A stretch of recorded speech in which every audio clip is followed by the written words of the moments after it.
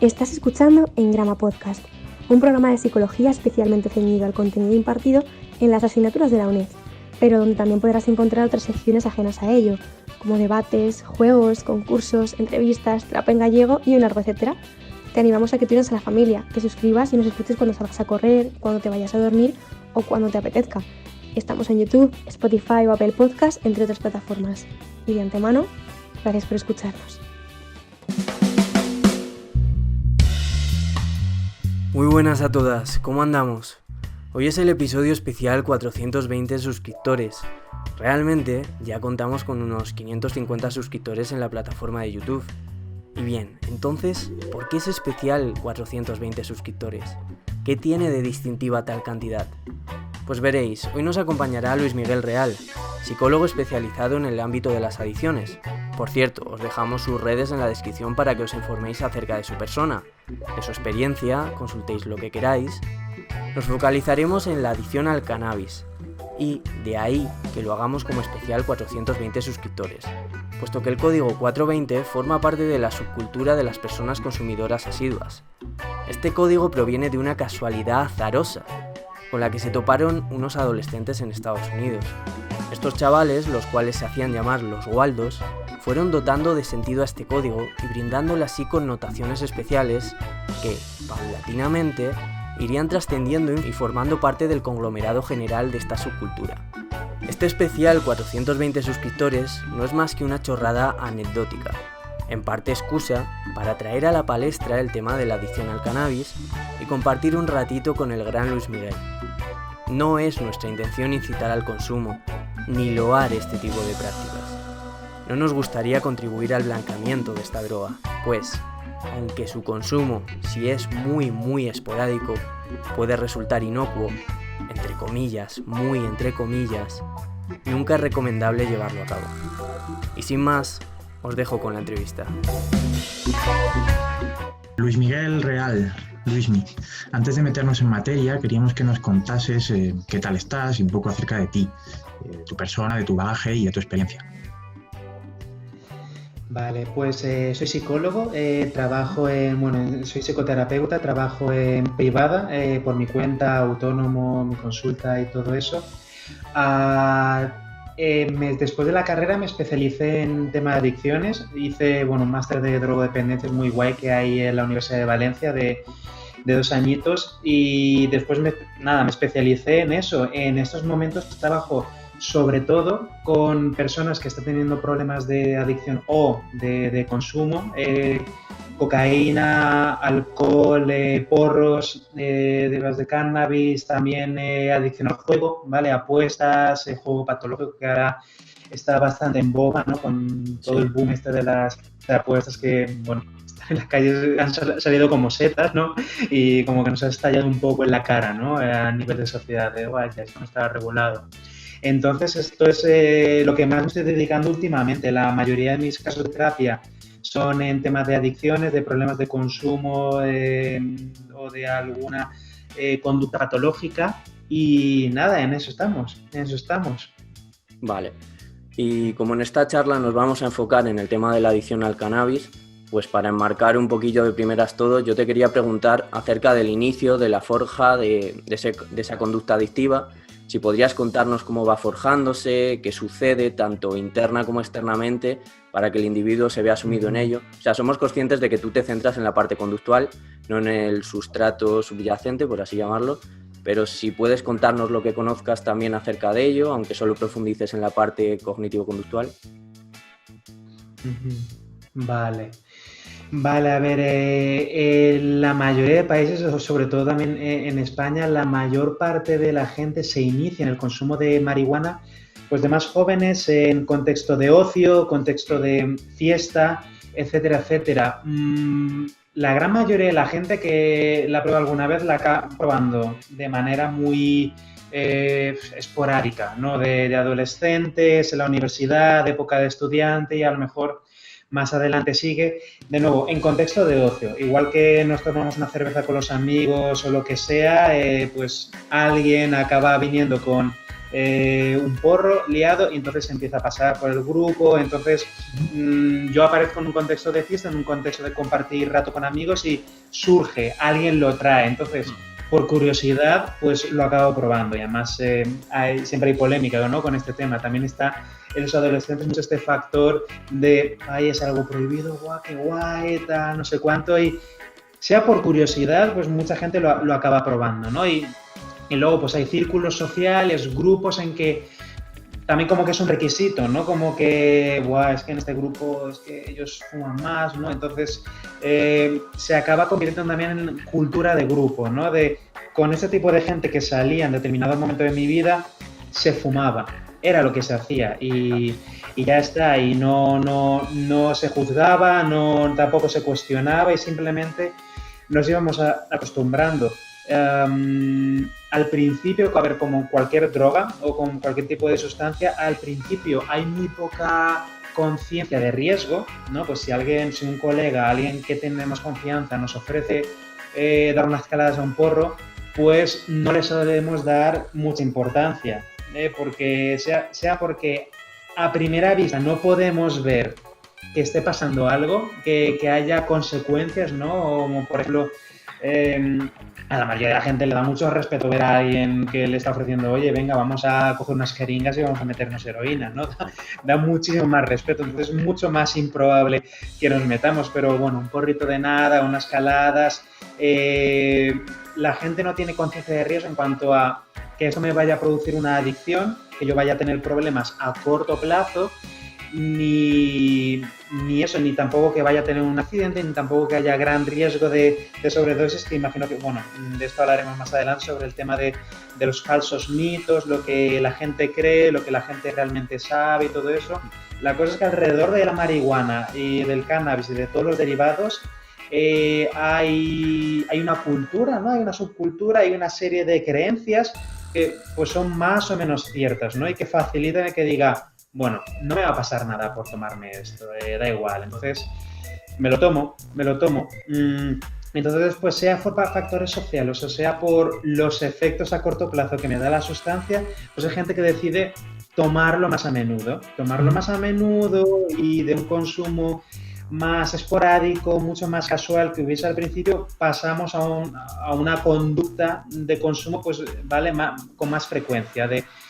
Si antes tomo una calada tonta una vez al mes en situaciones especiales, pues ya empiezo a consumir semanalmente, todos los fines de semana, los sábados y los viernes, ya alguna vez tonta entre semana, ya cuando estoy estresado, que digo, ya me quiero relajar un poco, tal, no, es que estoy muy estresado, ya con la intención se utiliza como ansiolítico, ¿no? Me quiero relajar, entonces voy a recurrir a esto, ¿no? Igual que muchas veces la gente se acostumbra, salgo de clase, salgo del trabajo, que estoy súper estresado, me voy a hacer una cerveza. Que en la mayoría de ocasiones eso no tiene por qué derivar luego una conducta activa ni una conducta problemática, pero se acaba creando el contexto para que más adelante vaya más, que bueno, por supuesto siempre depende de muchísimos factores, ¿no? Contextuales y también de historia de la persona, pero se va plantando la semilla de alguna manera para que luego en el futuro pueda haber algo, ¿no? A ver, nadie empieza a fumar porros todos los días de la noche a la mañana, todo el mundo empieza una vez de vez en cuando y luego pues va escalando poco a poco. En cuanto a esos efectos a corto plazo que nos decías, yo apoyándome en cosas que hemos estado estudiando ya, desde mi punto de vista creo que un punto importante es la evasión esa que produce el cannabis al sujeto, ¿no? Se sabe que disminuye el umbral de inducción del proceso hilarante en ciertas dosis y que es decir, que facilita el humor, ¿no? Y que está estrechamente relacionado con la secreción de hormonas, de dopamina, tal, de las hormonas llamadas de la felicidad, y que actúan en la sinapsis. Se sabe que hasta los estímulos más irrelevantes te pueden crear pues esa risa fácil, esa risa tonta, y esto puede suponer un refuerzo en los inicios de ese coloquial tonteo con las drogas o con el cannabis. No sé si crees que realmente esta es una razón de peso o importan más los factores sociales. Yo creo que es un poco todo, ¿no?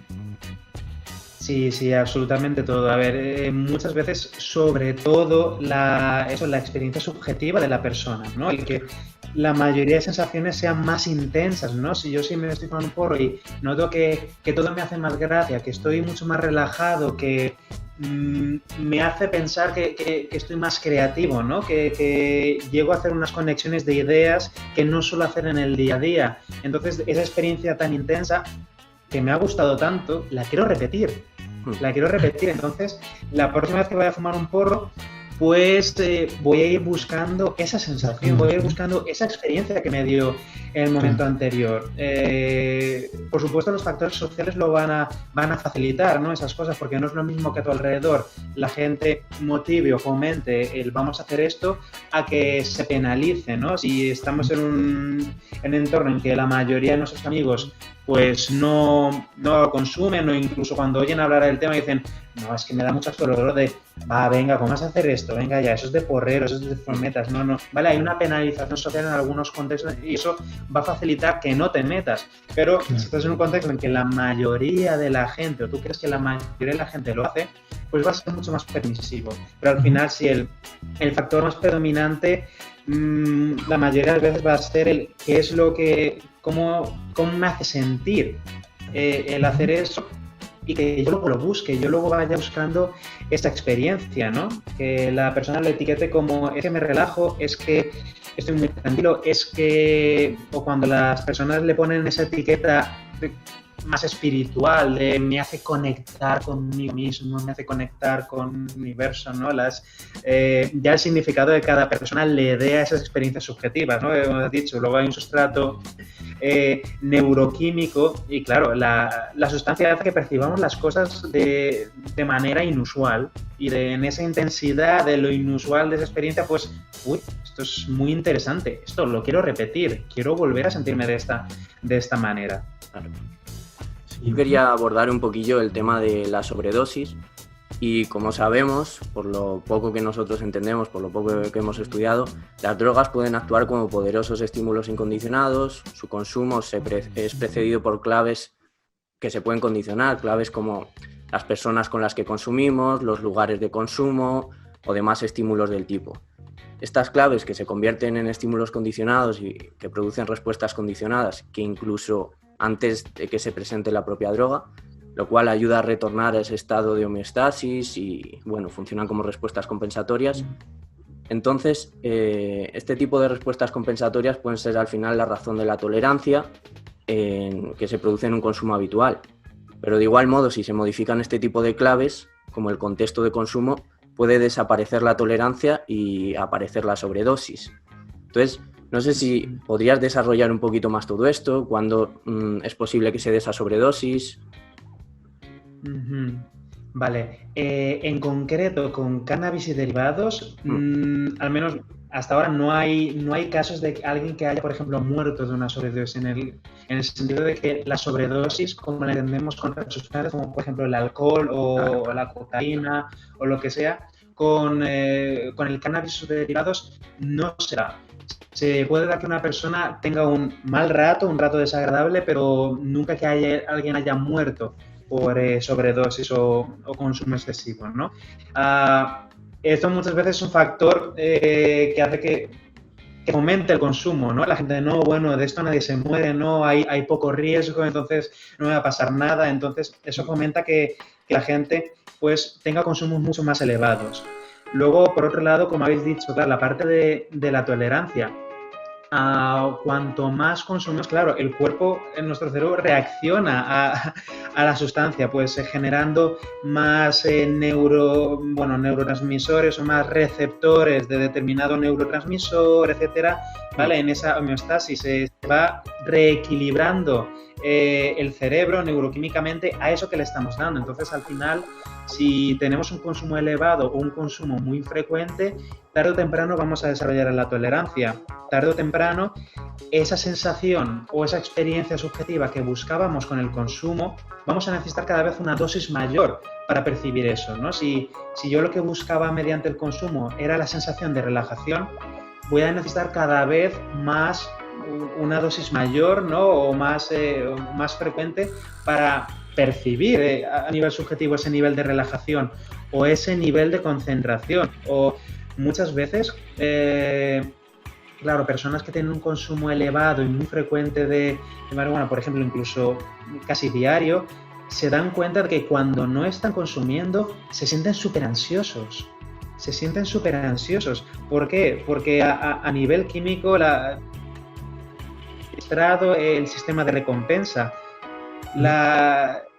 El cerebro no es capaz de producir esa sensación subjetiva de relajación o de tranquilidad a menos que reciba la sustancia. ¿Por qué? Porque ha reequilibrado la cantidad de receptores para los neurotransmisores. Entonces, pues hace falta pues mucha más, a lo mejor, dopamina o de esto u otro para llegar a esa sensación de subjetiva de estoy relajado, estoy tranquilo o estoy disfrutando de lo que estoy haciendo, estoy disfrutando de este rato con mis amigos, estoy disfrutando de ir en bicicleta o estoy disfrutando de estar solo en mi casa, lo que sea.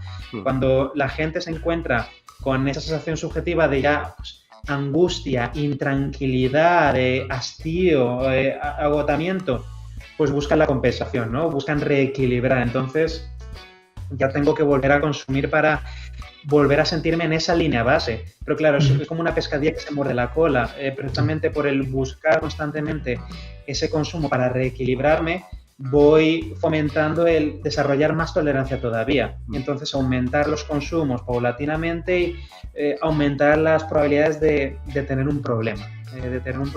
Tanto a nivel de sobredosis, entre comillas, de tener un mal viaje, de tener un episodio paranoico bastante angustioso, o las temidas consecuencias a largo plazo, ¿no? En cuanto a niveles reducidos de atención sostenida, de memoria, sintomatología psicótica a largo plazo, etcétera, etcétera. Y me imagino cuál será tu respuesta, pero ¿crees que existe un perfil de consumidor de cannabis, por tu experiencia en la clínica, por tus casos que has tenido y demás? ¿Crees que existe una persona prototípica, digamos?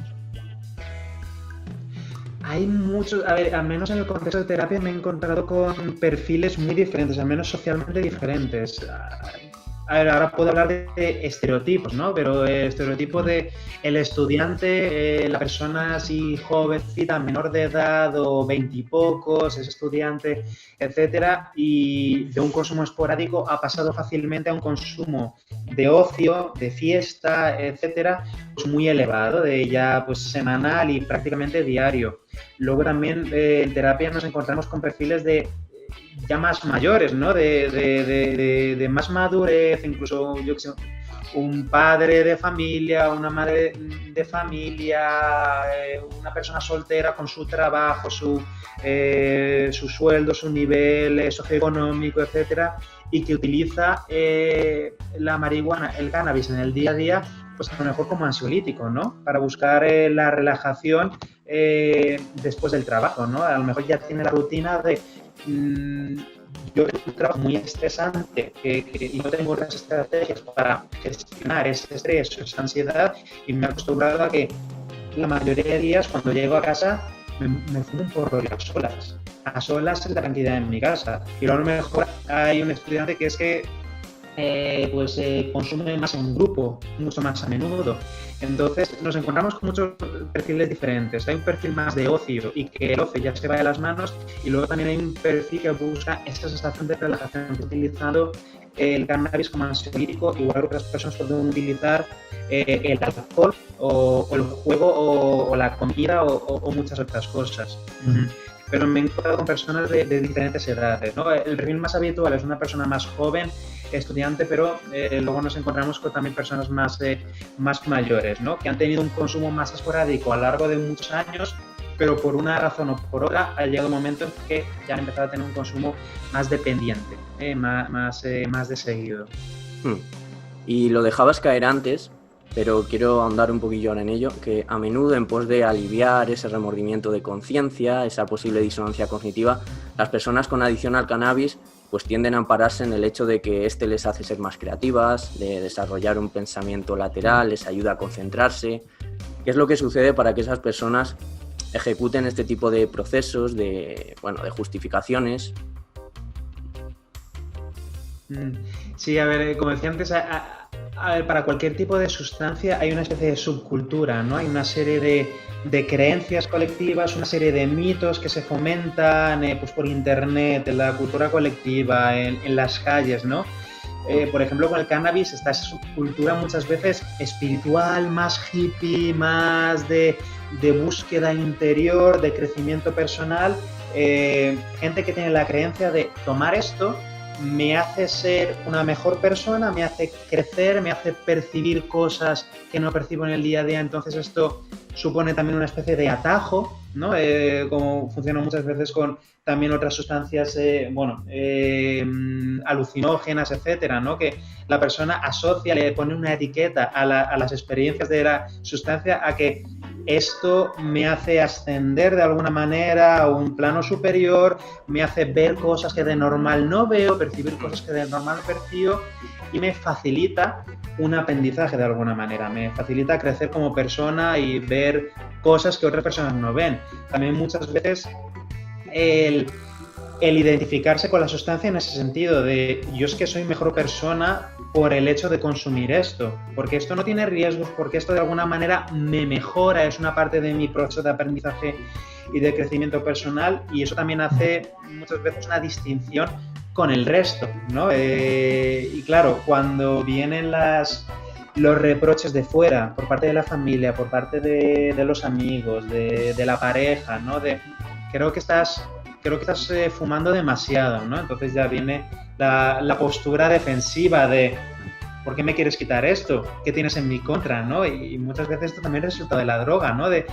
Que también fomenta estos pensamientos a nivel de paranoico, ¿no? De percibir a los demás como que nos quieren hacer algo, como que están separados de nosotros, como que quieren hacernos algo mal. Y vale, es un poco la pescadilla que se muerde la cola de ahora es yo y mi afición, eso que tanto me gusta, y vosotros que me lo queréis quitar.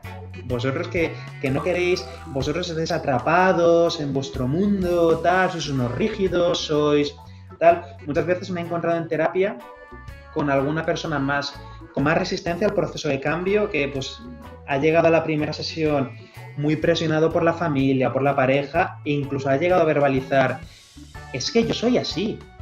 Es que esto forma parte de mí, me lo ha dicho así.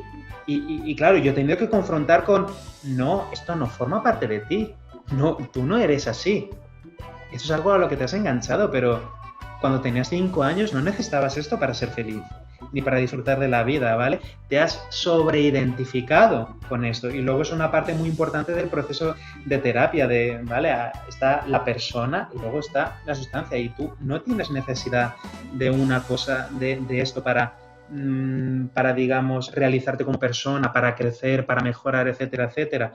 Por eso la importancia de luego ir trabajando todo este tema de falsos mitos, toda esta subcultura que hay con esto. A ver, de la misma manera que a lo mejor si estuviésemos trabajando con alcohol, nos tocaría trabajar creencias del tipo, es que necesito el alcohol para pasármelo bien, es que es de, yo qué sé, en mi grupo de amigos, en mi barrio, es de ser muy hombre, meterse unas buenas cervezas los fines de semana o para divertirse o donde sea, ¿vale? Este tipo de creencias hay que ir trabajándolas, ¿no? Porque si no, tarde o temprano, la persona volverá a recaer porque cree que por unas o por otras necesita la sustancia le hace mejor o le mejora de alguna manera, etcétera. Uh-huh.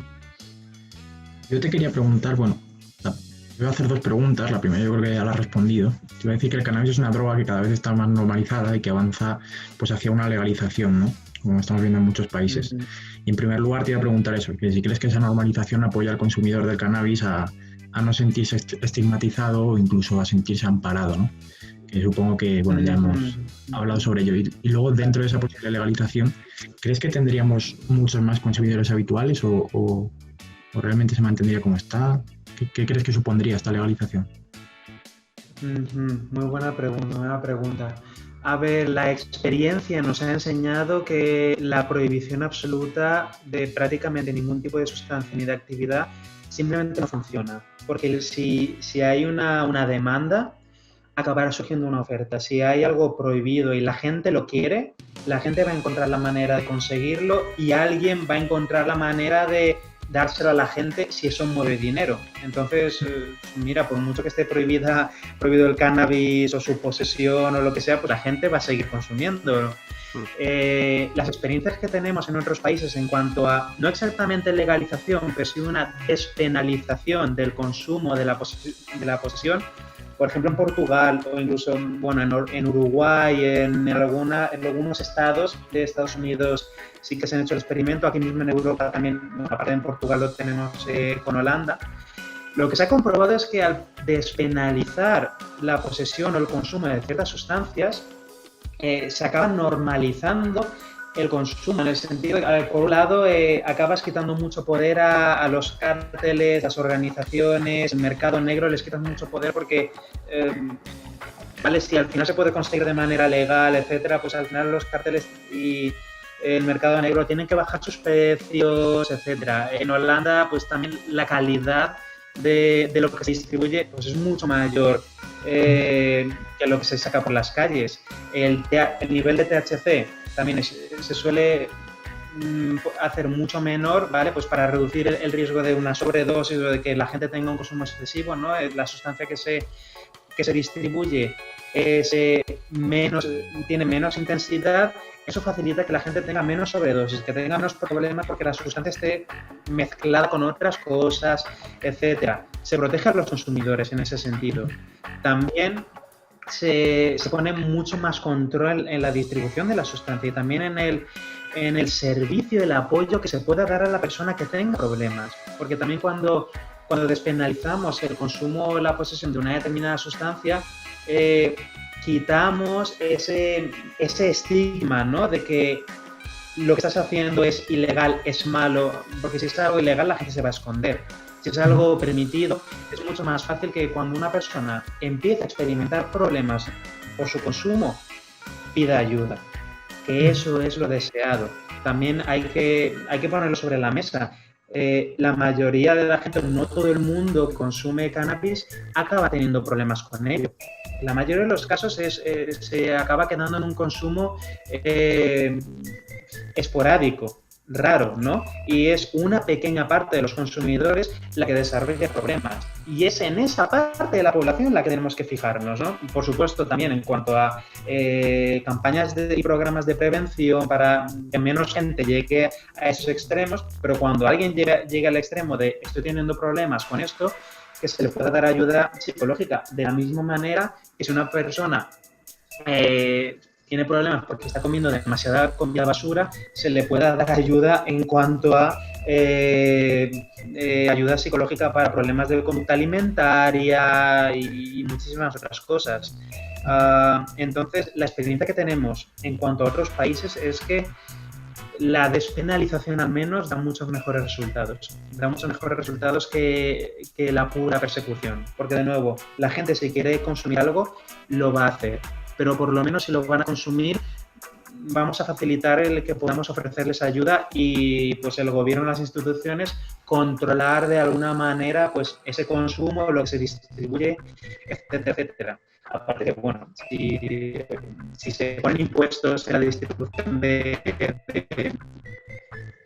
se va a sacar un dinero que se puede poner en sanidad pública o en salud mental, en tener a psicólogos que se encarguen de dar esos servicios a la población. Vamos, muchísimo. Hay que ver cómo hacerlo porque no es un tema fácil, hay que ver cómo gestionarlo, pero vale la pena. Sí. Y bueno, nosotros aún no estamos puestos en materia clínica, pero he visto que también en tu página web tratabas las adicciones al tabaco y me da curiosidad, para los adictos a la nicotina, ¿cuál sería la terapia que más resultados has visto dar? O lógicamente con explicarla es muy difícil que se aplique sin ayuda profesional, pero ¿podrías contarnos a grandes rasgos en qué puede consistir una terapia para dejar de fumar? Vale, es muy parecida, a ver, los principios, tienen muchos principios comunes con el resto de procesos de terapia en adicciones. Por supuesto no es lo mismo que trabajar con alguien en cuanto a una adicción al alcohol, a la cocaína, pero hay muchos principios comunes en el sentido que la persona necesita hacerse consciente de las creencias las creencias que fomentan su consumo. También ha de hacerse consciente de cuál está siendo su historia de consumo, ¿vale? Se hace un análisis funcional, unos autorregistros, ¿vale? Hay un montón de herramientas disponibles para que simplemente la persona se dé cuenta de cuándo me estoy tomando esto y por qué. ¿Qué es lo que siento en ese momento, qué pienso en ese momento que facilita el que yo acabe tomándome esto a pesar de saber, pues, o de que no debo o que no quiero porque ya me está fastidiando la salud, ya está teniendo unas consecuencias negativas, etcétera. Muchas veces los problemas con la gente que está intentando dejar de fumar es, uno, que no han hecho ese proceso interior de entender cuál es su relación con el tabaco, cuál es su relación con la sustancia, qué es lo que facilita que ellos fumen. Es que estoy rodeado de fumadores, es que todo el mundo, mira, muchos de mis amigos fuman, mi pareja fuma, o es que en la oficina, es que la gente sale a fumar y yo la verdad me siento solo, es que no sé, me siento excluido si no salgo al descanso para fumar y está la mayoría fumando y como que eres diferente si no fumas. Y yo creo que empecé así cuando tenía 16, ¿no? Con eso de meterme en el grupo, ¿no? ¿Vale? Este tipo de cosas es necesario que la persona trabaje. Muchísimas veces, cuando, yo qué sé, gente que se lee el libro famoso de Alencar de Es fácil dejar de fumar, o la gente que accede a la pastillita del Champix, o la gente que se pone a vapear, ¿no? A hacer la sustitución con parches o con vaporizadores, o hipnosis incluso, pues dejan de fumar fácilmente durante unos días, unas semanas, pero luego, madre mía, el número de casos de recaídas después es brutal. Es brutal porque no es difícil dejar de fumar unos pocos días o unas pocas semanas, pero si no has hecho ese trabajo previo de prevención de recaídas, tarde o temprano vas a terminar recayendo. De la misma manera que esta es la parte más importante a la hora de trabajar cualquier tipo de adicción, la prevención de recaídas. ¿En qué situaciones es más probable que tengas un riesgo de volver a recaer por entrar en contacto con personas que consumen, o entrar en ciertos sitios que te recuerden al consumo, o para ciertas situaciones difíciles en que antes tú, para sentirte mejor, para reequilibrarte emocionalmente, recurrías al consumo? El poder trabajar unas estrategias alternativas de, yo si me siento súper estresado, súper ansioso, de mala hostia, enfadado, cabreado y no sé qué hacer, y antes lo que hacía era tomarme una copa, fumarme un porro, fumarme un cigarrillo así, tal, que vamos a hacer de manera diferente, ¿vale? Luego ese trabajo tan importante de yo cómo voy a gestionar esa situación de manera diferente, para que no termine volviendo a fumarme en ese cigarrillo. Entonces, es lo que la mayoría de la gente se salta y luego se sorprenden de que hayan recaídas y luego pues entran a fustigarse con ellos mismos. Es que no tengo fuerza de voluntad, ¿vale? Le dan esa explicación de locus de control interno, pero negativo, en cuanto a es culpa mía, ¿no? Y hay algo erróneo conmigo y es que no tengo fuerza de voluntad, no tengo disciplina, nunca voy a dejar de fumar, nunca voy a dejar esto. Y ya me resigno, ya dejo de esforzarme, ya me resigno y voy a seguir fumando el resto de mi vida. Y bueno, que esto también pasa con todo tipo de sustancias también.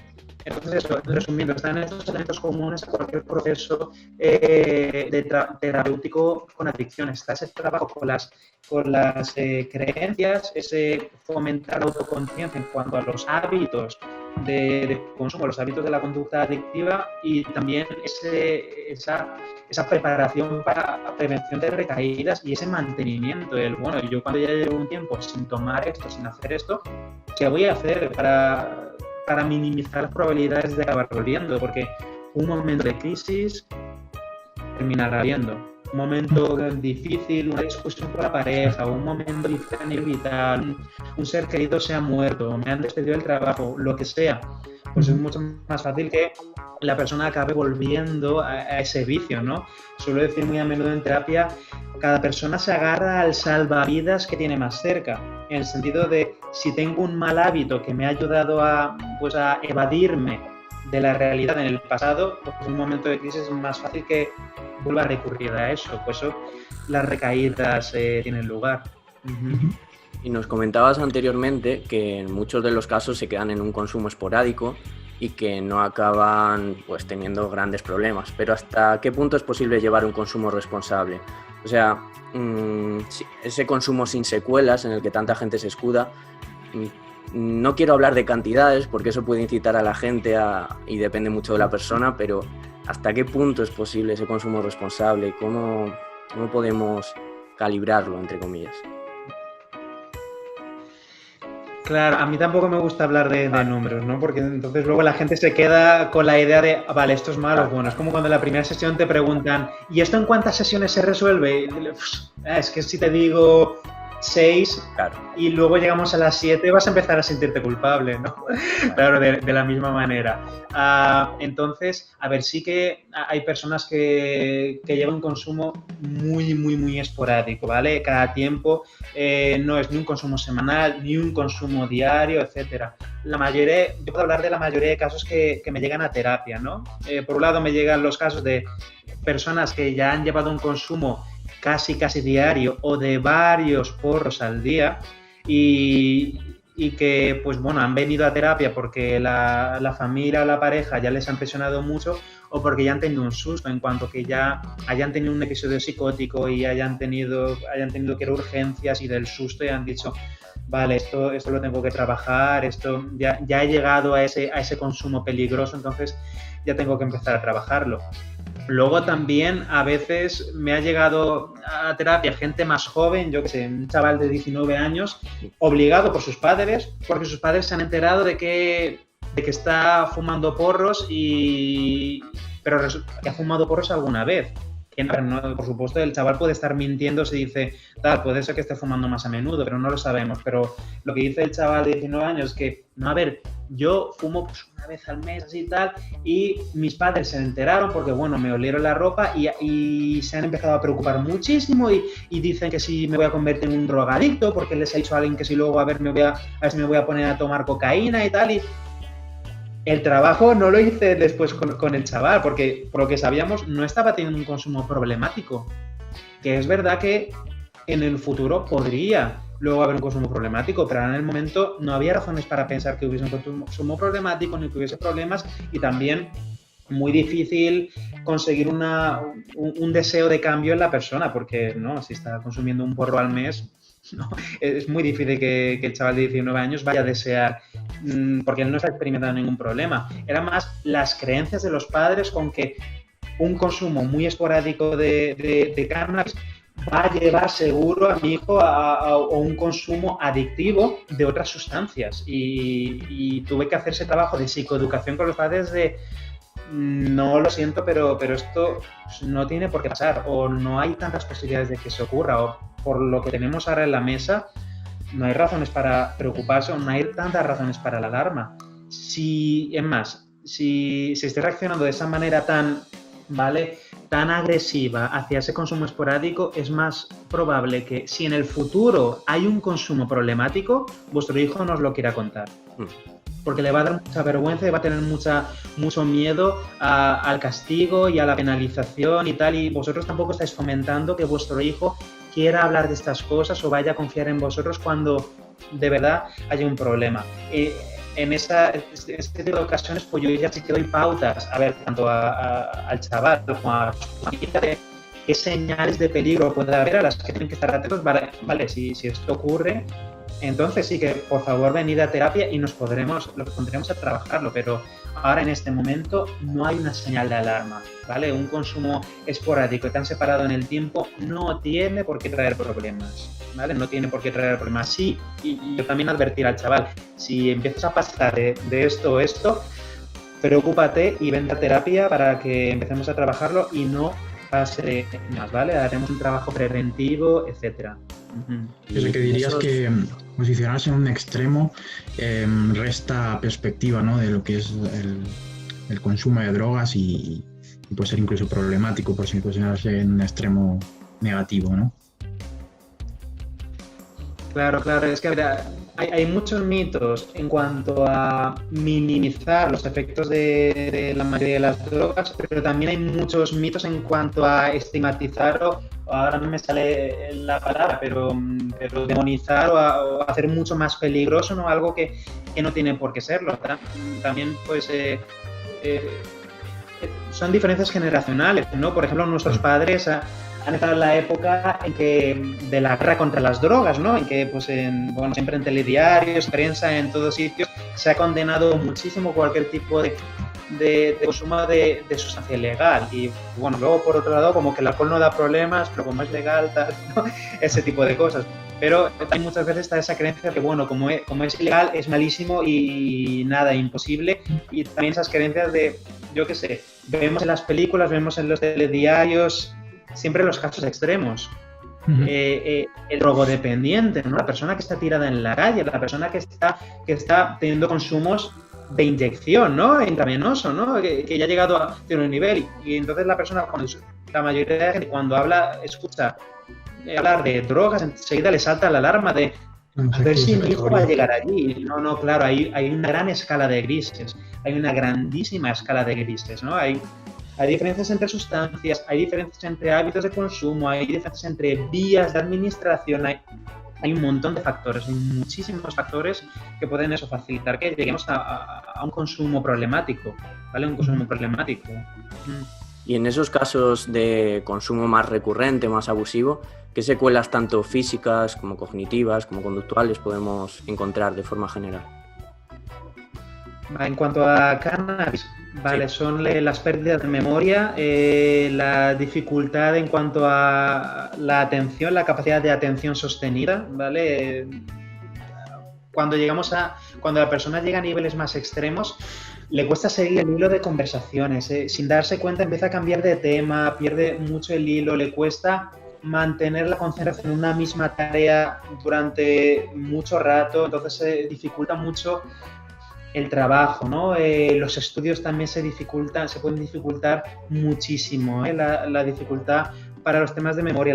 La persona se siente perdida la mayor parte del tiempo porque es que se le olvidan las cosas, se le olvida porque ha venido a un sitio, se le olvida lo que ha prometido a la gente o que ha quedado con alguien a tal hora, ¿no? Y ya llega un punto que no es capaz de responsabilizarse de ciertas cosas.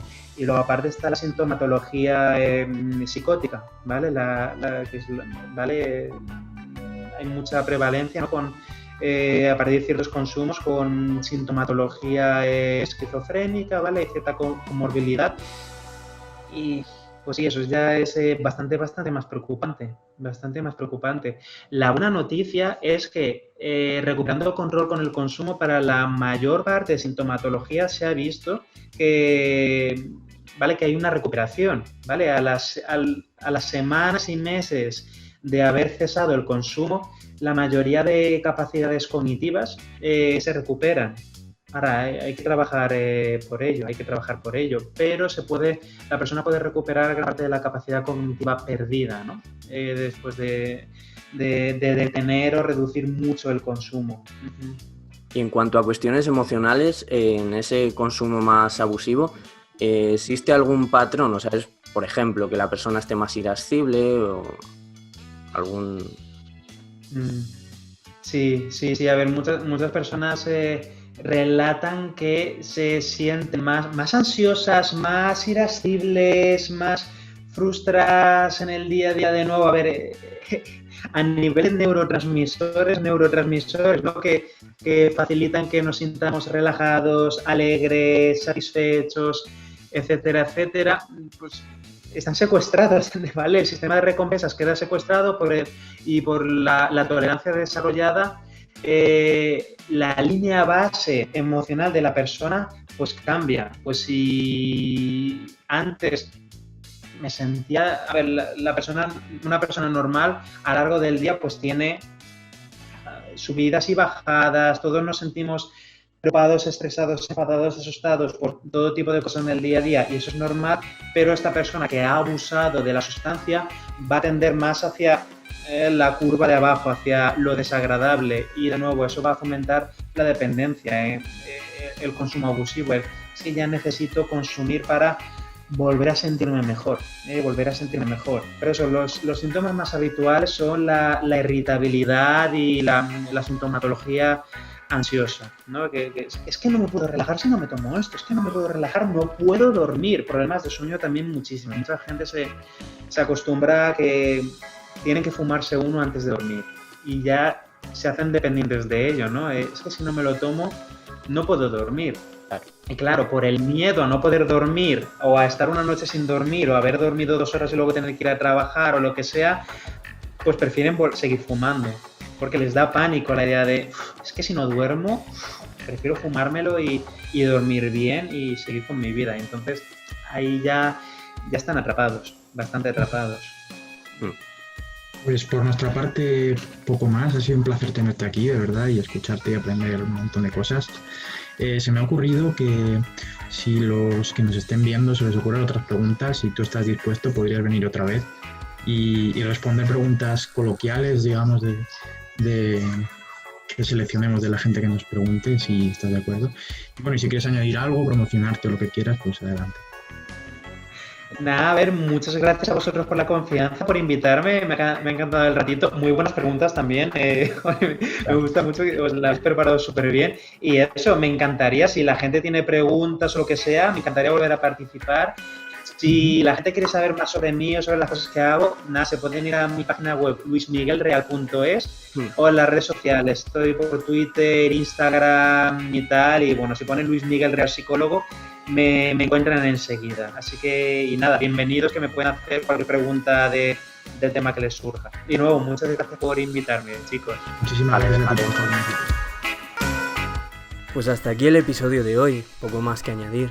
Simplemente quería recalcar la propuesta final que ha comentado Javi y animaros a dejarnos en comentarios determinadas cuestiones cotidianas, determinadas preguntas, dudas que os surjan al respecto de este tema. Preguntad lo que queráis. Ya más adelante, juntando las preguntas que dejéis aquí con las que compilemos en Instagram y Twitter durante las próximas semanas, haremos una nueva colaboración con Luis Miguel donde daremos respuesta a las mejores cuestiones, siempre y cuando él siga queriendo. Y nada, por nuestra parte, c'est fini. Gracias por estar ahí, de corazón.